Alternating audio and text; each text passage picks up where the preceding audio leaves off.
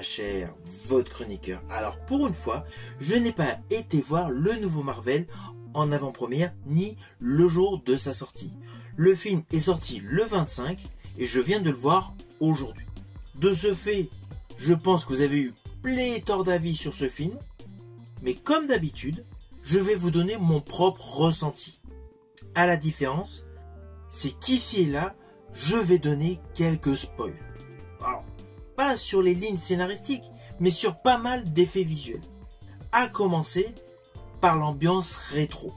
Alors perso, j'ai apprécié l'ambiance rétro, car il ne faut pas oublier que ce comics est sorti dans les années 60.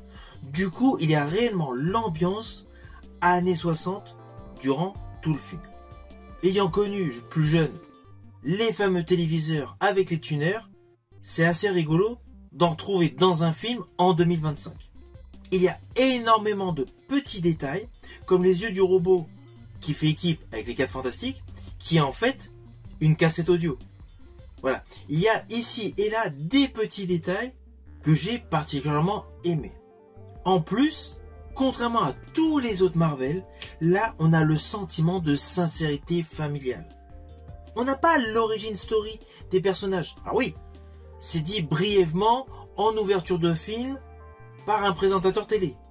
Mais on ne sait pas exactement comment s'est passé le fameux incident où ils ont eu leur pouvoir.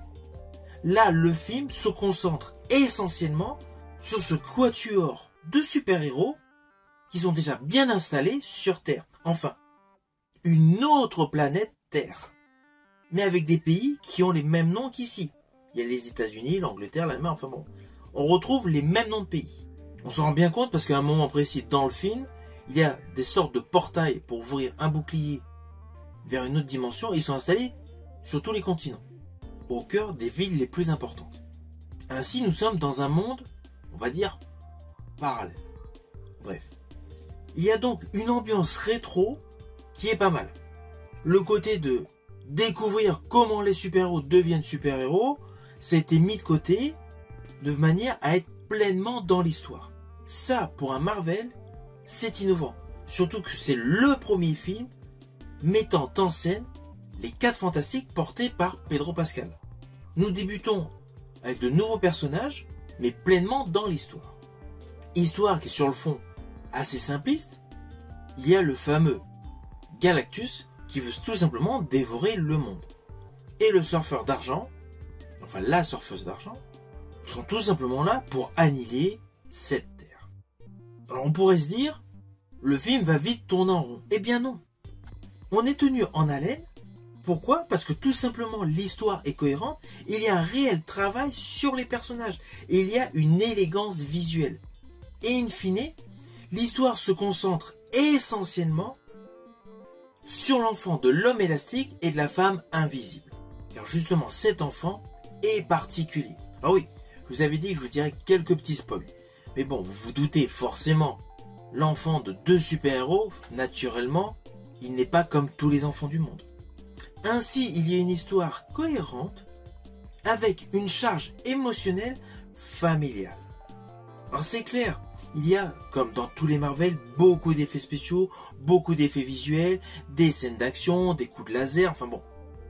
Mais cela reste limité par rapport à l'ensemble des autres Marvel.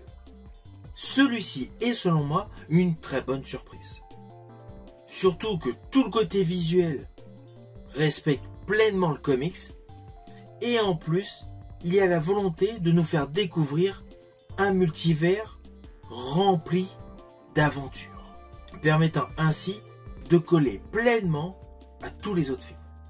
Alors d'ailleurs, oui, comme d'habitude, vous vous doutez, il y a toujours un petit bout de générique, et après il y a une séquence étonnante. Et là, justement, cette séquence nous plonge littéralement vers le prochain film Avengers. Pourquoi? Car justement, aux côtés de l'enfant de Monsieur et Madame Fantastique, nous avons le Docteur Doom. Ceci dit, il ne faut pas oublier qu'à la fin du dernier film, The Thunderbolt, nous découvrions justement la fusée des 4 Fantastiques. Donc le rapprochement est clair avec l'ensemble de l'univers. La seule chose que j'espère, c'est que tout l'esthétisme apporté à ce film, Les 4 Fantastiques, les premiers pas, se retrouve dans les prochains films où ces 4 personnages, enfin 5 avec l'enfant, évolueront. Car selon moi, c'est vraiment l'atout principal de ce film. Le côté kitsch, le côté ambiance rétro, en total respect avec la BD de base. Vous avez donc compris, j'ai largement apprécié ce film, Les 4 Fantastiques. Selon moi, c'est le meilleur film nous présentant ces super-héros.